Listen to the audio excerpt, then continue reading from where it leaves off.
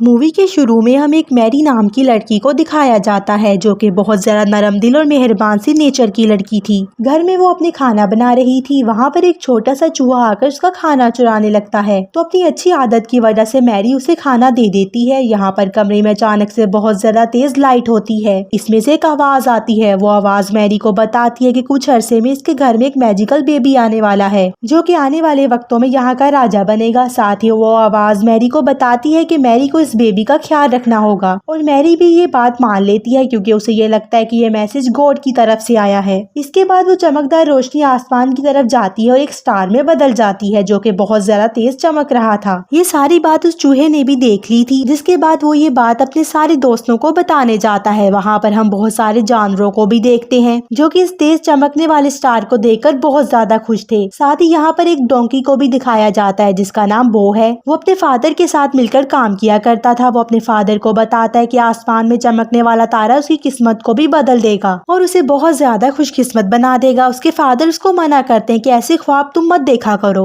और अपने काम पर ध्यान दो। अब उसके साथ ही वहाँ पर बो का फ्रेंड एक परिंदा आता है जो कि बताता है कि आज के दिन शाही सवारी निकलेगी। ये बात सुनकर वो अपने फादर को कहता है कि उस स्टार ने उसकी किस्मत बदल दी है, पर फिर भी उसके फादर यही कहते हैं तुम्हें ऐसे ख्वाब नहीं देखने चाहिए। वो अपने फादर को कहता है कि वो एक दिन उस शाही सवारी का हिस्सा जरूर बनेगा। इसके बाद वो बाहर देखता है कि शाही सवारी यहाँ से गुजरने वाली है, जिसके बाद वो मुख्तलिफ किस्म की तरकीबें ढूंढकर खुद को आजाद करवाने की कोशिश करता है और इसी दौरान वहाँ का हाल बहुत ही बुरा कर देता है। अब जब उस चक्की का मालिक यहाँ पर आता है और देखता है कि उसके हाल का कितना बुरा हाल हो गया है तो वो बो को बहुत ही मजबूती से बांध देता है। वो तो उसके बाद भी यही कहता है कि मैं ज्यादा देर तक यहाँ पर टिक नहीं सकूंगा, मैं यहाँ से जरूर निकलूंगा। अगले सीन में हम देखते हैं कि 6 माह गुजर चुके हैं, इसके बाद भी वो वहीं पर बंधा हुआ है। यहाँ पर उसके फादर को उस पर बहुत ज्यादा तरस आता है। वो प्लान करते हैं कि वो किसी भी तरह बो को यहाँ से आजाद करवा देंगे। यहाँ पर वो एक्टिंग करता है कि जैसे वो बीमार है और जैसे ही वहाँ का मालिक आता है बो के फादर उसे कहते हैं कि तुम्हारे पास यही मौका है, चले जाओ यहाँ से और भाग जाओ यहाँ से। उसके फादर उसे कहते हैं कि तो अपने ख्वाब जरूर पूरा करना, जिसके बाद वो यहाँ से भाग जाता है। इसी दौरान उसके पाँव पे चोट लगती है। वो भागते भागते घर के बाहर आता है। पता चलता है कि वही घर है मैरी का, जिसे हमने मूवी के शुरू में देखा था। वो यहाँ अपने शोहर जोसेफ के साथ रहती है। मैरी अपने हस्बैंड को बहुत अरसे से इसी बारे में बताना चाहती थी कि कैसे इसे एक आवाज आई थी। यहाँ पर मैरी को पता चलता है कि टेबल के नीचे कुछ है तो वो देखती है तो वो बो था।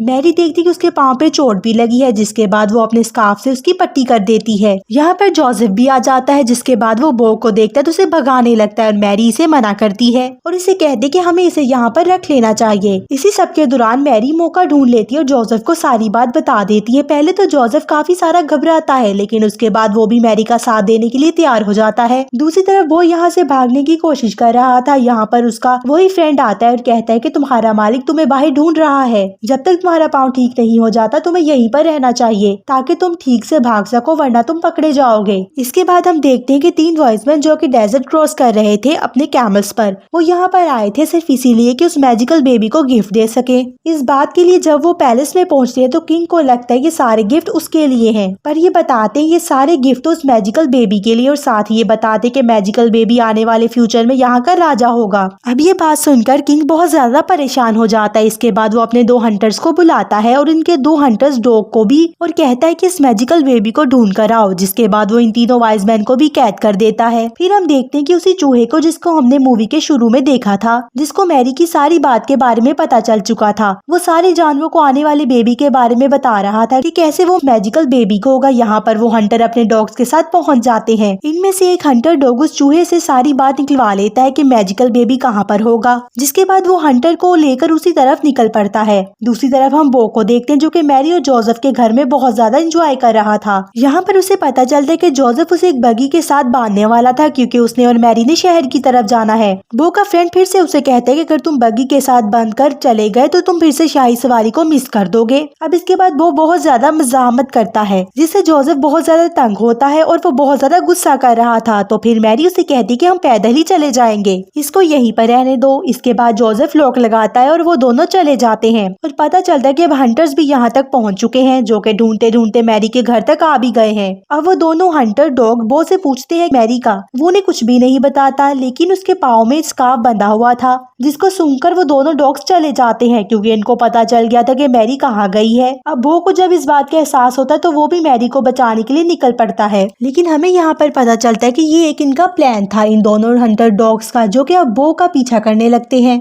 बो का वही दोस्त परिंदा उसे बताते हैं कि शॉर्टकट के बारे में, जो कि देखने में बहुत ही ज्यादा खतरनाक रास्ता था। ये रास्ता बहुत ही अजीब से पहाड़ों और चट्टानों से गुजर कर जाता था, लेकिन बो इसकी बात सुनकर इस रास्ते को फॉलो करने लगता है। अब वहाँ पर उसे रास्ते में एक शीप मिलती है जिसका नाम रुथ था। रुथ बो को बताती है कैसे वो भी बेसब्री से मैजिकल बेबी का इंतजार कर रही है। वो स्टार को फॉलो कर रही है कि यहाँ पर मैजिकल बेबी होना है, वो वहाँ तक पहुँच जाए। वो उसे भी बताता है कि कैसे एक हंटर आ रहा है अपने डॉग्स के साथ। ये बात सुनकर रुथ भी कहती है कि वो भी इन लोगों के साथ ही चलेगी शहर की तरफ। साथ ही हम देखते हैं कि हंटर अपने दोनों हंटर डॉग्स के साथ पहुँच चुका है और वो साथ ही अब इन 3 कैमल्स को भी देखते हैं जो कि वाइस मैन के थे। ये तीनों कैमल्स किंग की बात सुनते हैं कि कैसे वो आने वाले मैजिकल बेबी को मारने का प्लान बना रहे हैं। किंग कोई बात सोचकर इन तीनों वाइस मैन को छोड़ देता है। वो कहता है कि ठीक है, तुम आने वाले किंग को ढूंढ सकते हो। अब तीनों कैमल समझ जाते हैं किंग की चाल है कि कैसे वो इन 3 वाइस मैन का पीछा करके आने वाले नए किंग तक पहुंच जाए। वो सोचते हैं कि हम किसी तरीके से नए किंग को वार्न करेंगे।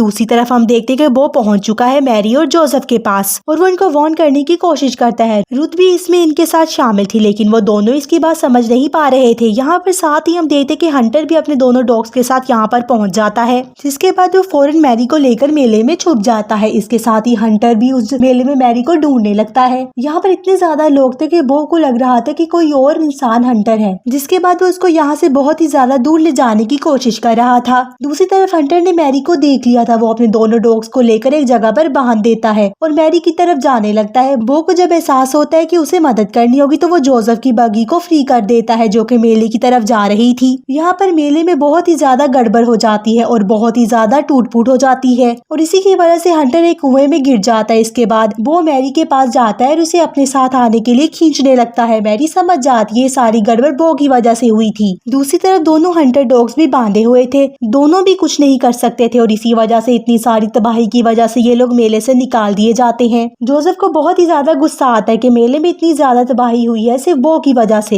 मैरी इसको बहुत ज्यादा रिलैक्स करने की कोशिश करती है पर जोसेफ इसकी एक नहीं सुनता। अब इस सारी बात की वजह से वो बहुत ही ज्यादा हर्ट होता है और वो अपने दोस्त परिंदे के साथ यहाँ से बहुत दूर जाने का सोचता है। यहाँ पर रुथ भी बहुत ज्यादा कोशिश करती है बो को समझाने की, पर कोई फायदा नहीं था। वो अपने बर्ड फ्रेंड के साथ चला जाता है। दूसरी तरफ हम देखते हैं कि मेले में हंटर वापिस आ गया है। वो अपने दोनों डॉग्स के साथ एक बार फिर मैरी का पीछा करने लगता है। बो के जाने से मैरी बहुत ही ज्यादा उदास हो गई थी क्योंकि वो इसे बहुत ही ज्यादा याद कर रही थी और दूसरी तरफ हम देखते हैं कि वो अपने दोस्त परिंदे के साथ शाही सवारी की तरफ निकल पड़ा है। बो और डव तो अकेले ही निकल चुके थे और काफी दूर जाने के बाद इनको शाही सवारी नजर भी आ जाती है। अब बो का ख्वाब पूरे ही होने वाला था, लेकिन यहाँ पर मैरी की बंधी हुई पट्टी उतर जाती है और अचानक से बो को एहसास होता है इसे मैरी को अकेला नहीं छोड़ना चाहिए था। इसके बाद वो अपने दोस्त परिंदे से कहते हैं कि तुम शाही सवारी में अकेले चले जाओ क्योंकि मुझे मैरी के पास वापस जाना है। और वो परिंदा भी बो से कहता है कि मैं तुम्हारा ख्वाब और अपना ख्वाब साथ ही पूरा करूंगा, हम अलग नहीं हो सकते। इसके बाद एक बार फिर ये दोनों मैरी को ढूंढने के लिए निकल पड़ते हैं। दूसरी तरफ मैरी और जोसेफ रास्ते में थे कि इनकी बगी टूट जाती है, जिसकी वजह से जोसेफ को बहुत ही ज्यादा गुस्सा आता है और वो सारा गुस्सा मैरी पे निकालता है। मैरी को बहुत बुरा लगता है और वो अकेले ही आगे चल पड़ती है। इसके बाद जोसेफ को भी बहुत बुरा महसूस होता है। इतनी ही देर में बो भी वहाँ पर पहुंच जाता है, जिसके बाद वो जोसेफ को धकेलता है कि तुम भी मैरी के साथ जाओ। इसके बाद वो मैरी के पास जाता है और उससे माफी मांगता है और साथ ही कहता है कि अब जो भी प्रॉब्लम होगी वो हम मिलकर सॉल्व करेंगे। इसके बाद ये लोग आगे निकल पड़ते हैं और मैरी बो पे बैठकर आगे निकल पड़ती है और साथ ही अब हम देखते हैं कि वाइज मैन भी और हंटर भी इनके पास ही पहुंचने वाले होते हैं। ये लोग अब शहर तक पहुंच चुके थे। यहाँ पर जोसेफ मैरी से कहता है कि तुम्हें किसी जगह पर रुकना चाहिए ताकि तुम आराम कर सको। साथ ही यहाँ पर बो को अपना पुराना मालिक भी मिल जाता है,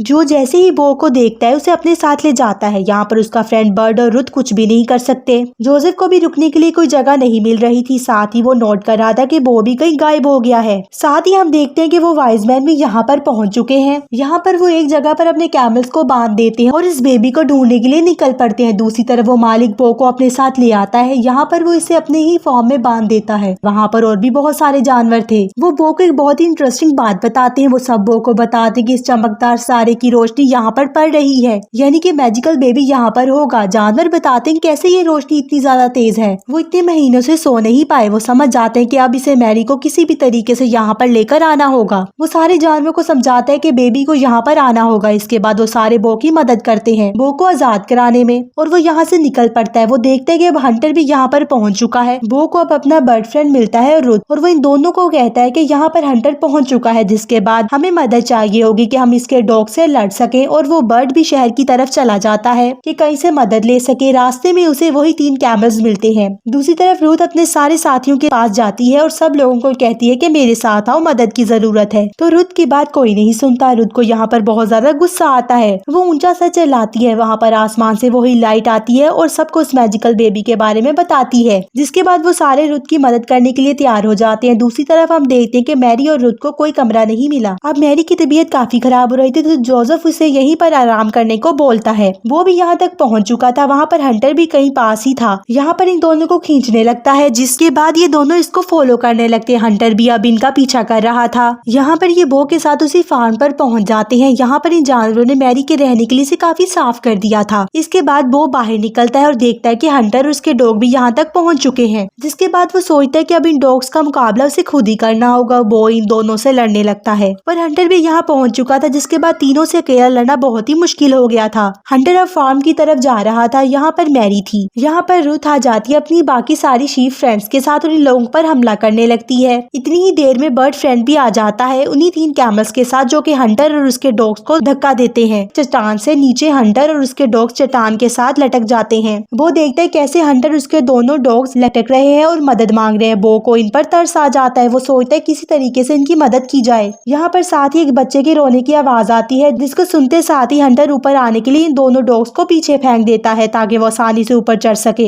हंटर जब ऊपर आने के लिए अपनी तलवार को इस्तेमाल करता है तो वो टूट जाती है और वो नीचे गिर जाता है। दूसरी तरफ जब वो दोनों हंटर डॉग्स नीचे गिर रहे थे तो बो इनको बचा लेता है और कैमल बाकी सारे एनिमल फ्रेंड्स के साथ मिलकर उन्हें ऊपर खींच लेता है। इसके बाद ये लोग इनकी चेन्स को खोल देते हैं। अभी दोनों हंटर डॉग्स को भी एहसास हो जाता है कि वो बहुत गलत कर रहे थे। इसके बाद ये सब फार्म में वापस जाते हैं। यहाँ पर सारे जानवर इन मैजिकल बेबी के पास खड़े हैं। वहाँ पर वो दोनों डॉग्स बहुत उदास थे। वो इन दोनों को मिलवाता है मैजिकल बेबी से। इतनी ही देर में वो यहाँ तीनों वाइस मैन भी पहुंच जाते हैं, जिसके पास वो मैजिकल बेबी को देने के लिए बहुत सारे गिफ्ट्स थे। वो गिफ्ट्स उस मैजिकल बेबी को देते हैं। उसकी रिस्पेक्ट में सारे झुक जाते हैं क्योंकि वो इनका होने वाला राजा था। इस सब के बाद वो यहाँ से जाने वाला था, पर मैरी और जोसेफ इसे रोक लेते हैं और इसे अपने ही साथ रख लेते हैं। इसी हैप्पी एंडिंग के साथ ये मूवी यहीं पर खत्म हो जाती है।